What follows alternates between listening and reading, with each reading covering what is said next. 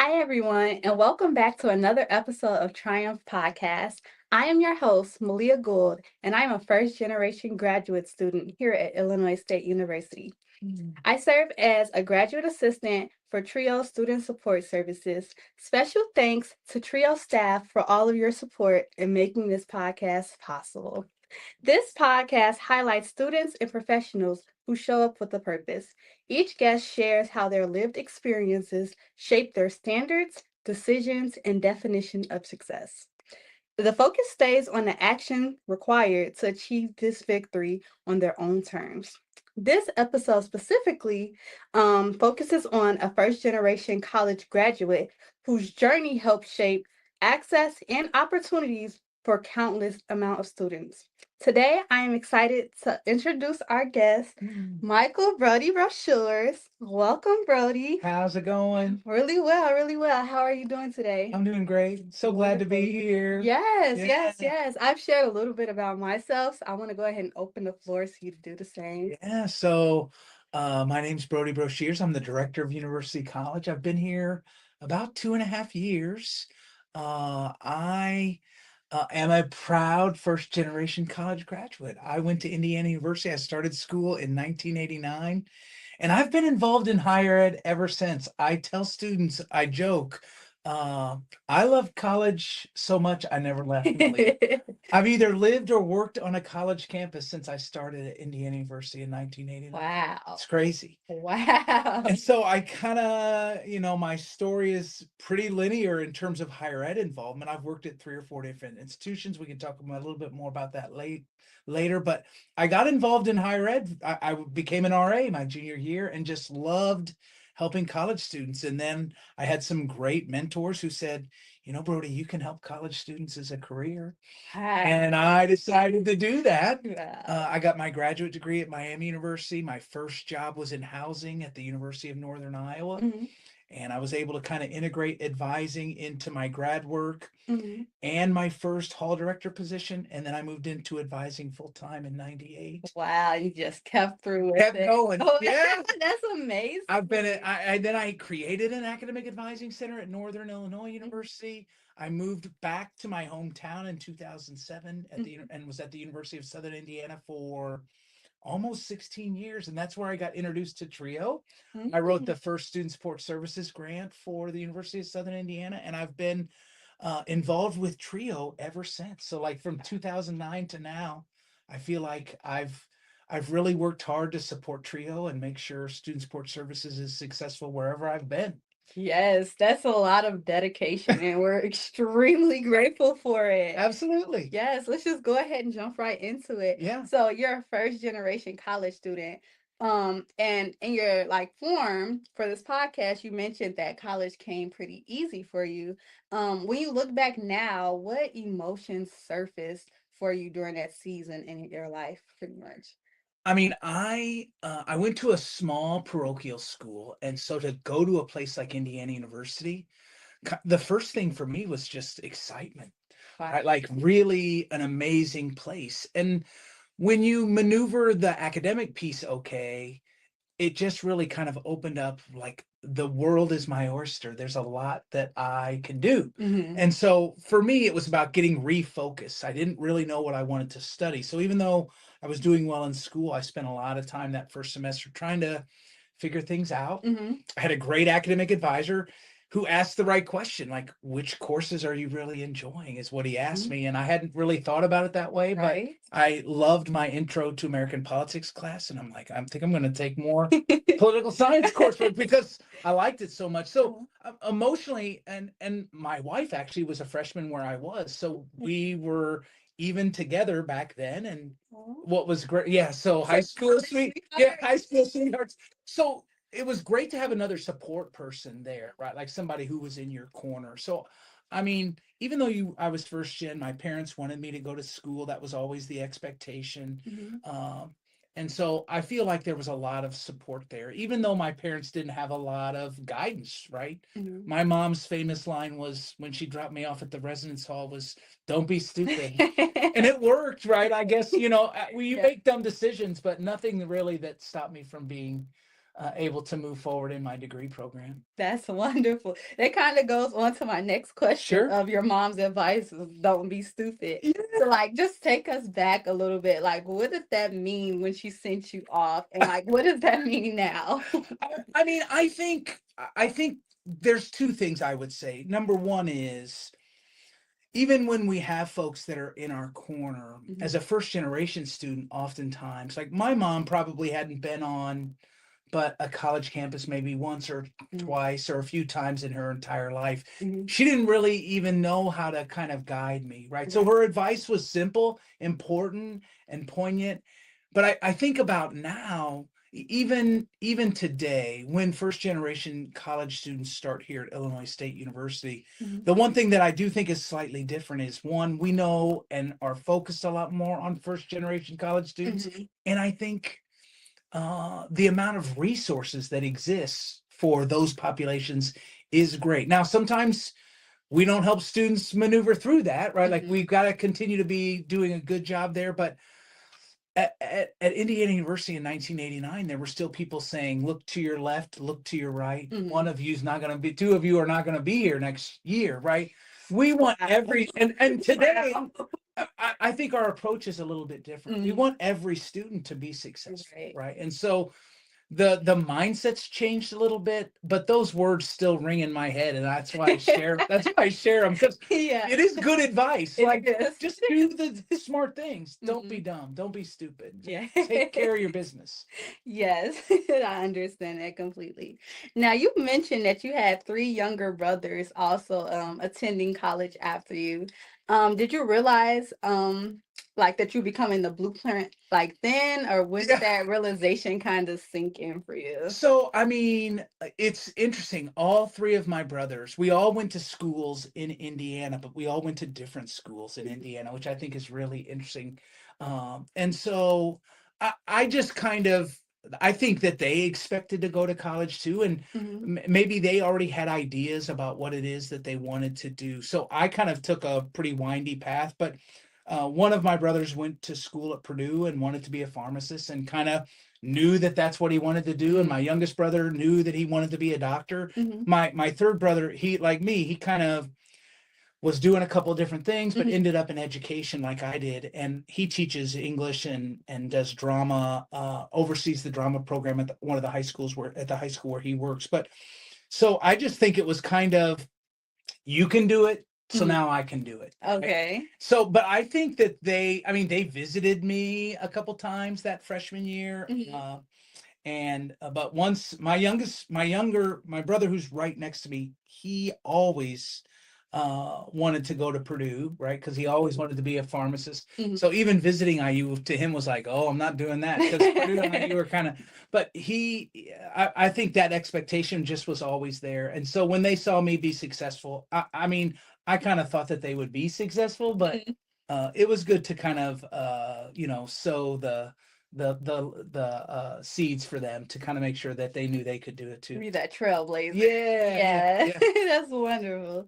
Okay, now you had strong academic preparation for success, but you said like university necessarily wasn't easy.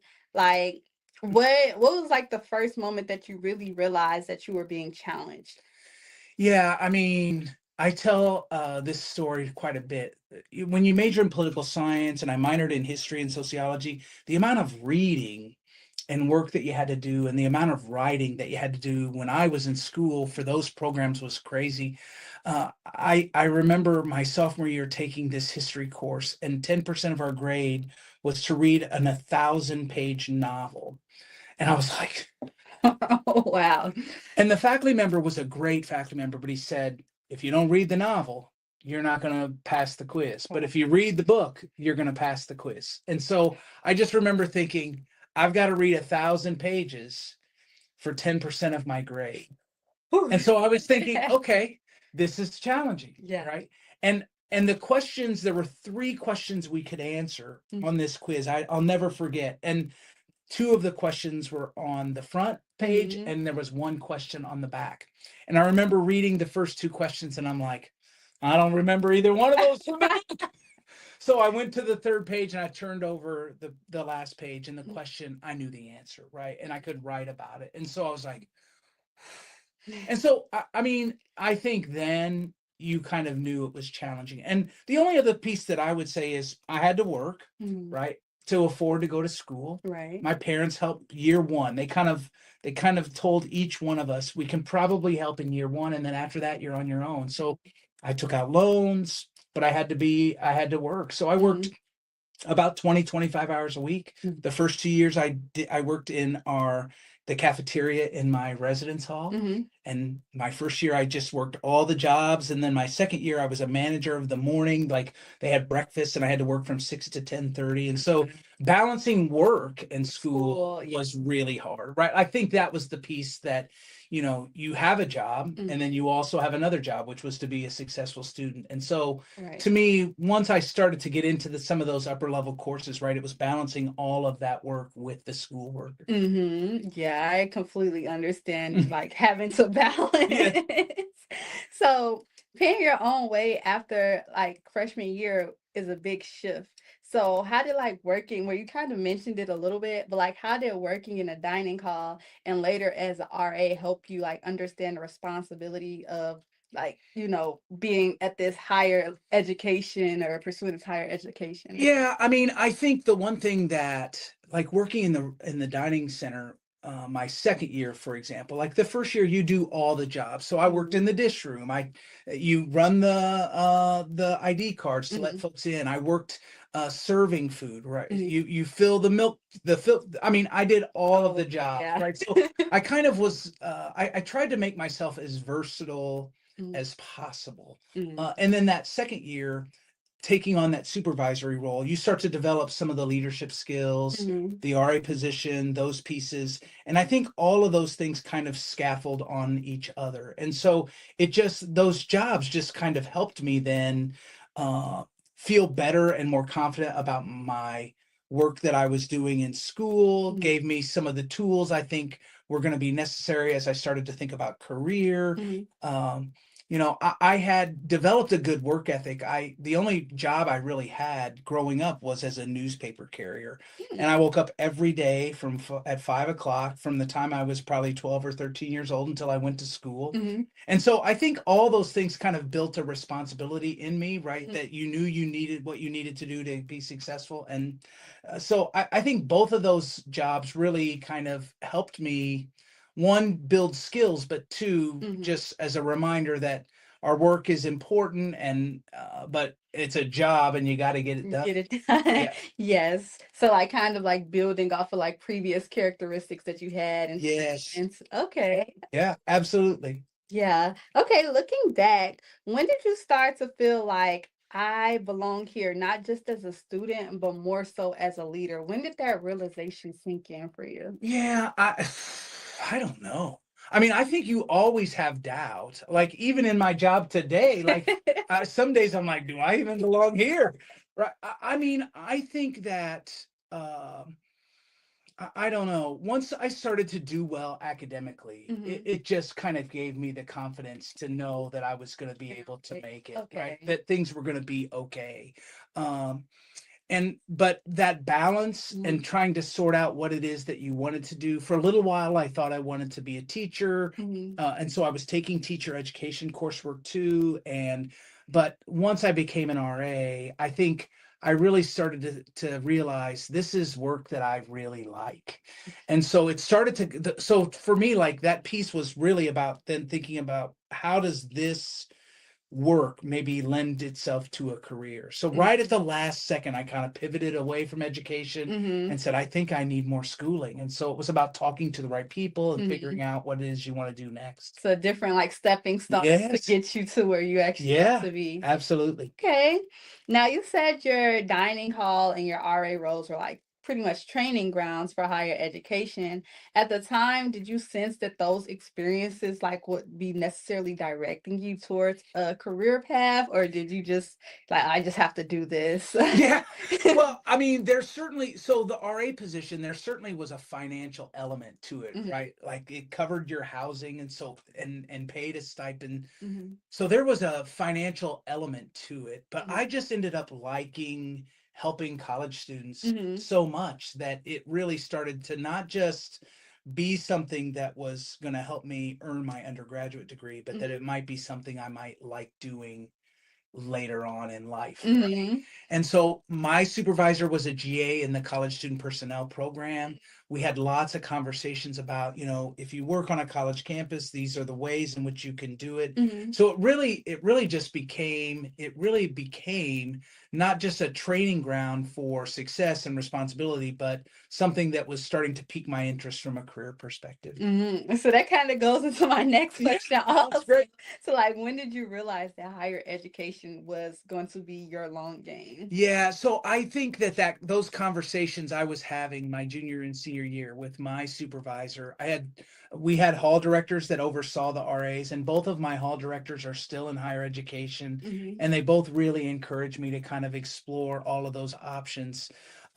I mean, advising still wasn't on my radar. Like I only thought about higher ed from a housing perspective, mhm, and even my assistantship at Miami was in housing, but I did look for graduate institutions that were going to allow me to do multiple things, and mhm, that's kind of how I got into academic advising. Was Miami's housing assistantships. You actually served as the advisor mhm. for around 80 students that lived in the building that you helped run. Mm, So my residence hall apartment was my actual advising office, which is kind of scary now.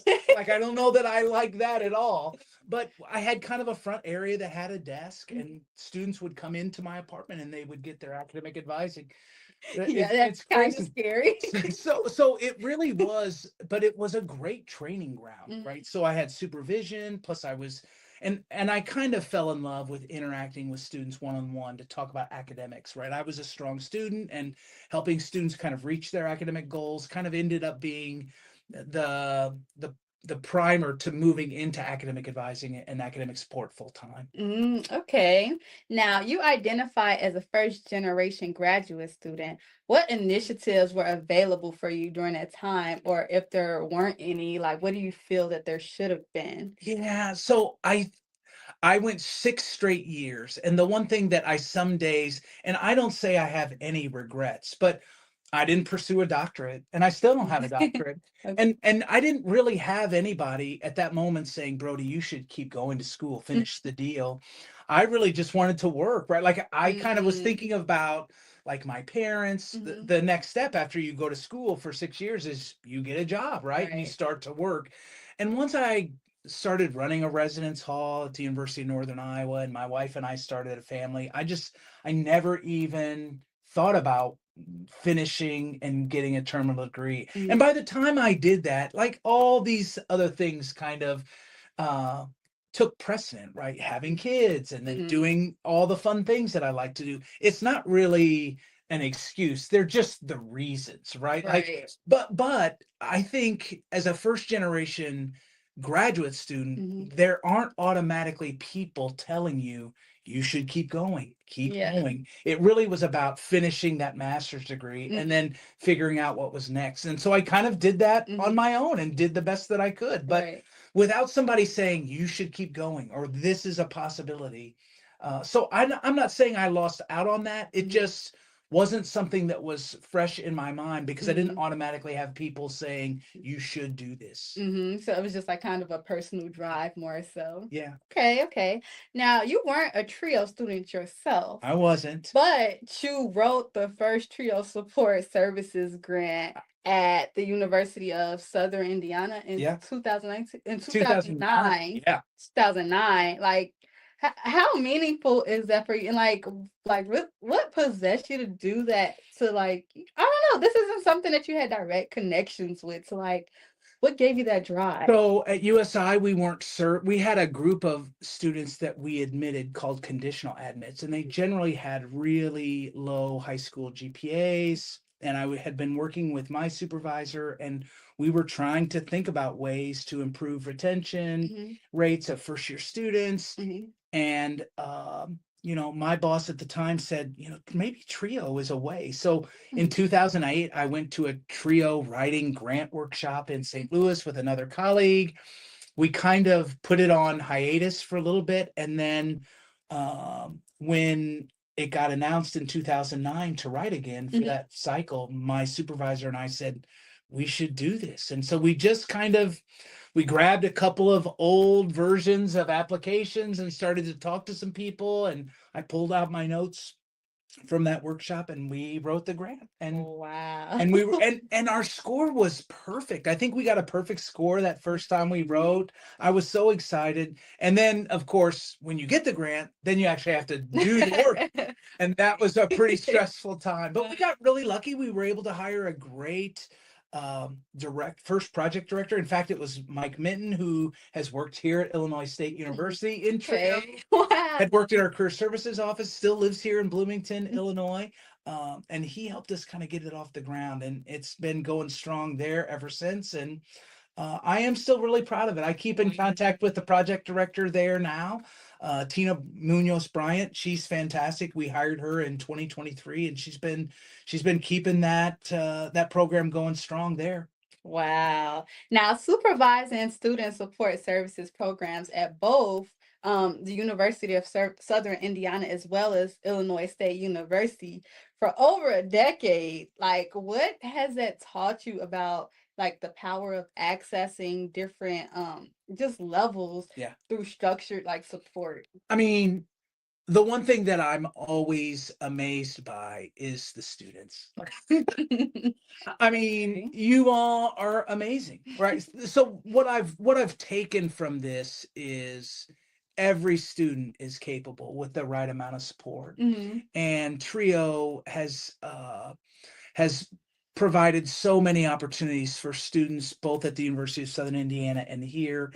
I will share, like, I went home the day that you all had your graduate luncheon, and Latoya and Karina and Alan invited me to come to hear your all stories, and I was like, man, this is why you're in higher education. I mean, your stories of accomplishment and overcoming obstacles, like the structured support that Trio provides that allow you and help you get that done. It's really amazing, life-changing, right? Life altering and just unbelievable. Yeah.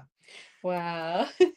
Okay. How has working in Trio like shaped the way you understand like student success beyond like grades or retention numbers? Yeah, I share this a lot. I know that across the country, we've been forced to kind of think about diversity, equity, and inclusion differently. And one of the things I always say is I do think that we're serving diverse populations and all of our populations well if we're serving them the way Trio and Student Support Services serves them. And so when I think about the best student success work, it has to be like the work we're doing in student support services.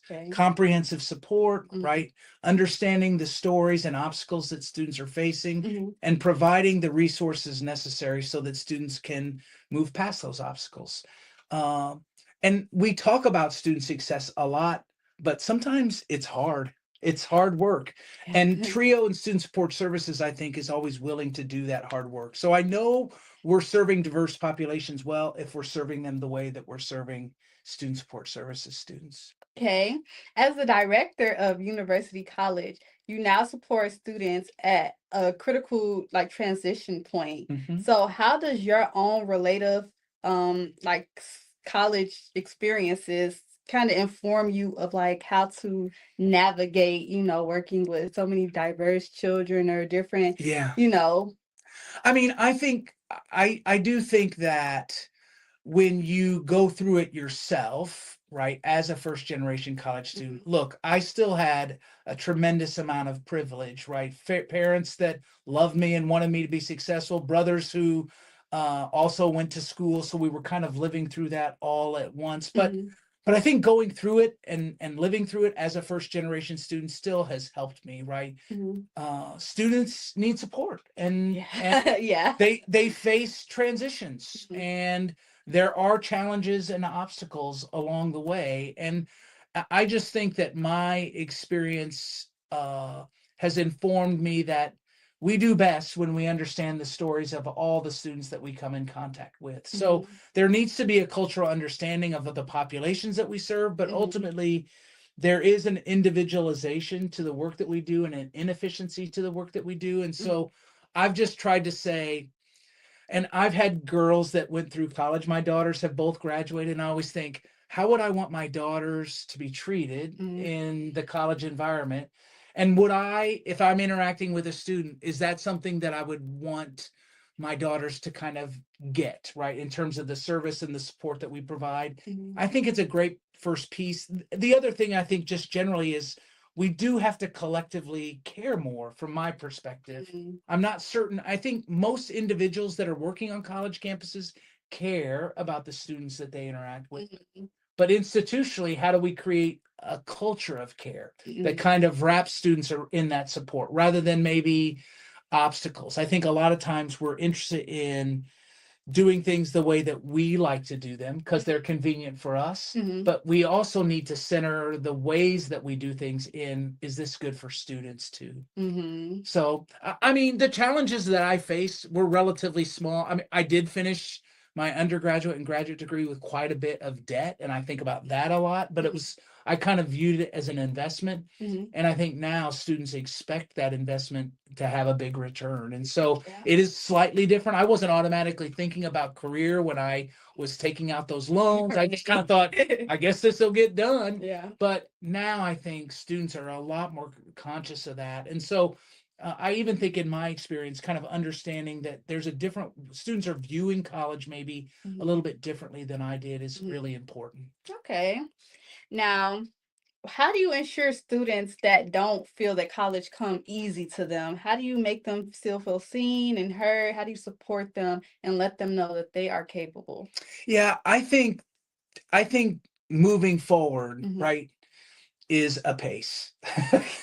Yeah. And so, Yeah. I mean, I used to run marathons and now I run half marathons. And the goal of those races Mhm. for me was always to finish, right? Okay. And it's one thing to want to do that. Mhm. It's another thing to do all the small things that are going to get you there. So you don't have to be the fastest runner Mhm. to run a half marathon. You don't Mhm. have to be in great shape to run a marathon, but you do have to do the work, right? Right. And it's about, so to me, right, wanting to run a marathon or a half marathon without doing all of that work is not going to work. Right. And so I think that whether you're going to run that race at an 8-minute mile pace or whether you're going to walk that race in a 13-minute mile Mhm. pace, you can still do it. Mhm. And so it's really about doing all of the right things. So even if you're going to walk, you still need to eat right. Mhm. You still need to exercise. You need to Mhm. buy the right gear. You need to have the right schedule of training. And so when I think about it, my general advice and the way that I think about it is our support can reflect that individualization, but Mhm. students have to keep moving forward, right? Mhm. Sometimes that means taking a step back, right? We see students, but I've seen plenty of students recover, say, for example, from a bad semester or bad Yeah. grades or Yeah. difficult personal Mhm. circumstances.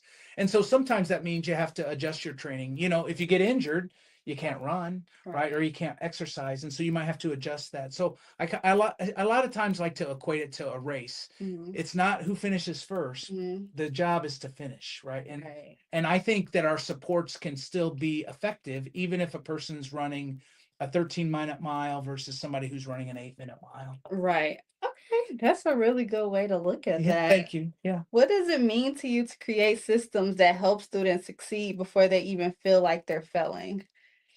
Oh gosh. I always say, we have got great trio staff, for example, like Yes. Alan, Karina, Latoya. Yes. They're fantastic, Wonderful. right?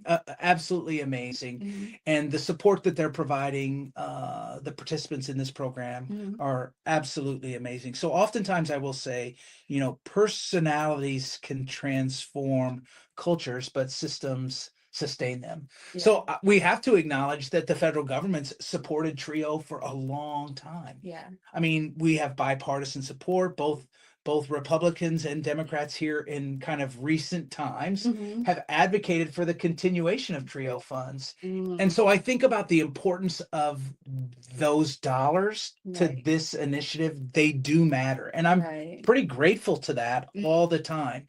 And when that system's in place, Mhm. we have proof that it's working, right? These programs that continue to turn in the APRs and the reporting that's showing that students that are in TRIO were meeting our federal objectives of retention, Mhm. persistence, good standing and graduation over that time frame. It really is an important part of this work. Latoya and Alan and Karina can't exist without that structure in place. And Right. so what it means to me is the system allows them to kind of use their individual talents to ensure that our TRIO participants are going to be successful. Yeah.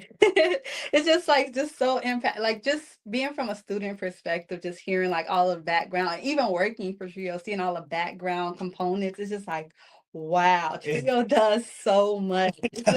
It's crazy to wrap my mind around. Okay. Now, being first gen looks different for everyone. How do you reconcile feeling lucky and like your experience while still honoring like the responsibility that it came with being a first generation student? Man. Well, I think one is the recognition that being a first generation college student is still hard, right? Mhm.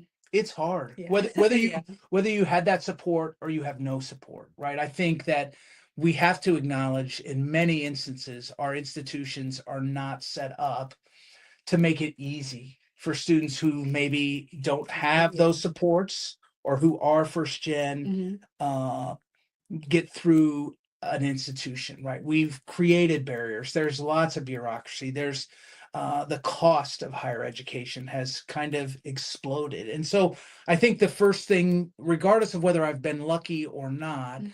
like I mentioned, ending my graduate program with a significant amount of debt. Mhm. I mean, it's expensive to go to school Yeah. and it's getting more expensive. And so I think it does, even though my cost is different than the cost today, Mhm. just acknowledging that those things still exist is really important. So I do think of myself as lucky in term and privileged in terms of still having the kinds of things that I needed to get my degree completed. But I think we should also acknowledge, even if you've had support and you're a first gen person, it's Mhm. still hard Yeah. to maneuver through Mhm. an institution. And I would say it's even sometimes hard for students who did have parents that went to school Right. or who are well prepared. Mhm. College just generally is harder than most people think. I mean, Yeah. it just is. And so to me, that's what really has informed my work. I mean, I don't know that I have um, anything crazy reflective to say other than I think acknowledging that it's hard, regardless of whether you're as in a situation where you've had a lot of support in your first gen versus if you're coming here with just the backpack and the stuff in your bag. Mhm. It still is going to require a lot of support from staff and a lot of grit from students to move through an institution of higher education. Okay. What lessons did you learn by watching your younger brothers kind of follow the path that you had created? I don't know. Good golly. Well, I don't know if I learned anything other than I think my brothers are all smarter than me, maybe. No, um, my two youngest brothers both played sports, Mm. right? And I think there is a discipline and a connectedness Mhm. that comes with being on a team and kind of, working for a common goal.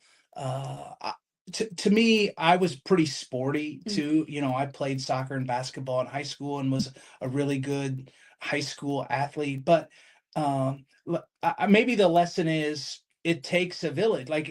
Teamwork really matters, right? That there's a group of folks that you've got to find when you get to this campus that believe in you and want you to be successful, right? So surrounding ourselves with like-minded folks, I think, is maybe the lesson that I take from all of that. Even the pharmacy program at Purdue, when I listened to my brother tell stories, they were a little bit more cohorted. And so being able to kind of experience college with people who are like you and going through some of the same struggles and challenges, maybe that's the lesson. Yeah, it kind of helps like digest the challenges. Yeah. I definitely get that.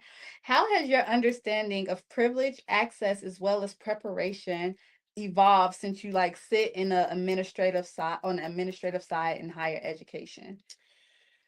I mean, I don't know that there's an evolution other than to say, I do think that we assume that every K-12 experience is the same, and it's not, right? And I think that kind of acknowledging that is really important, and building systems that help students be successful when they arrive on a college campus is our responsibility, right? I think oftentimes we say, well, students just they're not working hard enough, or they don't have the chutzpah to be here. And I sometimes think that's just a cop out, right? We have to be better. What is it about our institution or our instruction that's helping build students up and get them where they need to be, rather than saying students are the reason, students just they're not working as hard as they used to, or they don't come in with the skills that we need them to come in with. To me, that's not really a great approach, right? We know who's coming to our college campuses, Right. and our job is to educate the best that we can, right? And so part of it is, I think, understanding that we're not just getting students that have had great high school experiences and have come from great high schools. We're getting students who have come from undersourced spaces or rural spaces, and they're facing significant personal challenges. And we've got to adapt our methods to kind of help bring every student up in that process. And I'm really glad you mentioned that, because even though like some people say, oh, students are working as hard, the world is changing. Like college students are being faced with different challenges that, the generations before didn't have to face. So that's a really important way to look at it. Yeah. So thank you for that. Absolutely. You recently won a NACADA award. I did. Oh, what does that mean to you? How does that like show that the dedication that you put in education is like really paying off? Yeah, so NACADA is the Global Community for Academic Advising, and I've been a member of NACADA since about 1999, I think. So 27 years. That's crazy. Then I've been alive. That's crazy. And I've been pretty active in NACADA since 2005. I think when you love something like academic advising so much, or you believe in the profession where you place yourself, I think it's easy to kind of serve others. I kind of have viewed NACADA as my home for my professional life. And I just felt like so much of my involvement, my award was for service to NACADA and to the profession and the association. I just really wanted to be better at my job, right? So everything I did with NACADA, even if it was to volunteer or to present, it usually was under the guise of what can I do to learn more, to be better in my role, either as an advisor or as an advising administrator. I mean, it means a great deal to be recognized. I'm really humbled.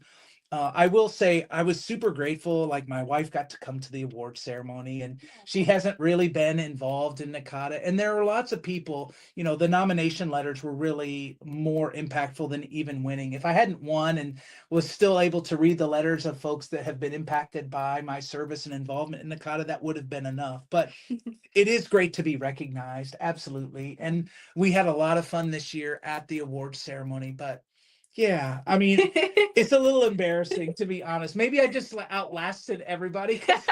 folks don't automatically stay in advising and advising administration that long, and maybe they're just trying to get rid of me. I mean, the other thing that I'd say is because now I've been doing this a while, there is, in my mind, a responsibility to help shape the new generation of advisors and advising administrators. So much of the work I do, right? I'm an emerging leaders program mentor. So I work with newer advisors that are trying to get involved in the association. I think that's really important. I'm a faculty member for the Administrators Institute. So I go in and work with administrators who want to get better at their job. That work is really rewarding, regardless of whether you win an award or not. I just really think serving others and building other folks up in an area or a profession where you've had a lot of success and a lot of good things happen, I think it feels like a responsibility to me. Okay. Now, this is a little bit of a funner question. Oh, good. Let's go. So, if your higher ed journey was to be a TV show, what would be the title and who would be playing you? Oh, golly.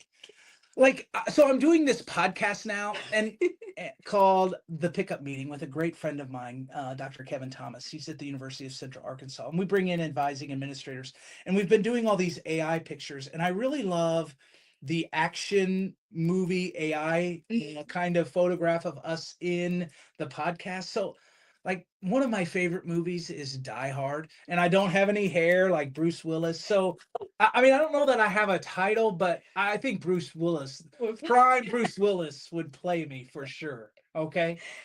So maybe Die Hard 5, right? Or 6, the higher ed edition. I don't know, but Bruce Willis is definitely the star. I did my best. I didn't know that was a question. That's a good answer. Okay.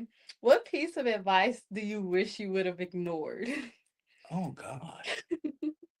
I don't know if I mean, I think doggone it, that's a really hard question. I mean, I think I have tried to say yes to more things than I've said no to. And I'm not saying when people say, well, Brody, you ought to really think about doing this. You might not be ready, or maybe you're going to take on too much. What I've generally found is if I say yes to something, it's always worked out, right? Okay. I've always learned something, right? So I think certainly we have limits to what we can accomplish, but sometimes when people have pushed me to try something or to take something on or to sit in a new space, I've always found like that the culture of yes has served me best. So I don't know that there's like, what advice should I not listen to? Like when people say, don't do that, or you might not be ready. I think you're ready. Like, I think in my head, the little voice says it's okay to kind of take that risk and jump right in. Okay. Now, on the flip side, what is some advice that you're really glad that you listened to? Oh, God. I mean, do the things. Like, I mean, I think when my my kids were little, I used to tell both of them, right? Like, just say yes. There's so much fun in saying yes. And so, I mean, I really have, ride the ride, eat the food, right? Do the thing. You're going to always learn from whatever decision that you decide to, whatever risk you decide to take, even if it doesn't go the way that you want it to go. Just do the thing. Just do the thing. That's really inspirational. When you look ahead, what would you say is next for you, whether it's professional, personal? Like, what is your big dream list? Yeah, I mean, I think like secretly, I have fallen in love with, I mean, I've always loved music, but I've fallen in love with records, and I have a really big vinyl collection, and like a dream might be to run my own record store, right? A small little place, or CDs too, like any physical media related to music I love, right? I know most folks stream, like my kids stream, and I send them an Apple Music playlist each week, and I do really enjoy that. But I think personally, something along those lines, like being more involved in music, maybe doing a podcast with music. Mhm. But right now, professionally, I kind of like where I am here at University College, right? It's a great, I've enjoyed my time here at Illinois State University, coming up on 3 years in June. So I think it's really kind of advancing student success here on the professional side. My boss is retiring in June, so we'll have a new person that got to break in and kind of start talking about student success with here and moving those initiatives forward. I think with NACADA, I'm going to continue to remain a part of the Emerging Leaders Program. I'm going to continue to do the consulting work that I do for NACADA. I'm going to continue to be a faculty member on the Administrators Institute. This podcast that I'm doing with my friend Kevin Thomas, called The Pickup Meeting, has been really a lot of fun, and I think we're going to continue to do that as long as it's fun for us. So I don't know that I have and I am getting old. Right? Like, I'm 55. I'm now an official AARP member, and so maybe it's time to slow down. But I'm trying to stay fit. I'm still trying to run and exercise. I love all of that too. So I just keep on keeping on. That's all you can do. Yeah.